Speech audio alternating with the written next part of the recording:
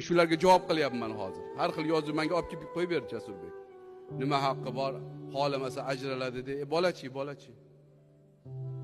Nimaga dunyoga keltirishga sabab bo'ldingiz bo'lmasa? Nimaga bu chiroyli adam qani deydi ertaga? Esbormi senda? Kecha aytdim-ku. Adam qani deydi. Bittasi nogiron ekan, yo Alloh. Nogiron bola bilan ajratib bo'ladimi hech? Insonmi u?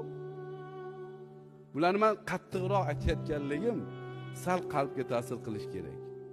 Sal uyg'onishimiz kerak. Biz ulug' millatmiz, alhamdulillah. Imom Buxoriy, Imom Termiziy, Burhoniddin Ma'ruf shu zotlarni bolalari johil bo'lib, kitobi sunnatdan hech narsa tushunmaydi, o'zini gapini aytaveradi. Voy otaxonlar, sizni gapingiz kerak emas musulmon bo'lsangiz. Alloh va rasulini, ya ayyuhallazina amanu la tuqaddimu bayna yadayillahi va rasulihi wattaqulloh deyapti Alloh taolo. Allohdan qo'rqinglar. Alloh va rasulidan muqaddam ketmanglar. Itoat qilinglar. Alloh bir ayoling bilan yaxshi yashadimi? Yaxshi yasha bo'ldi. Yig'ishtir unaqa edi, yomon edi, falon edi.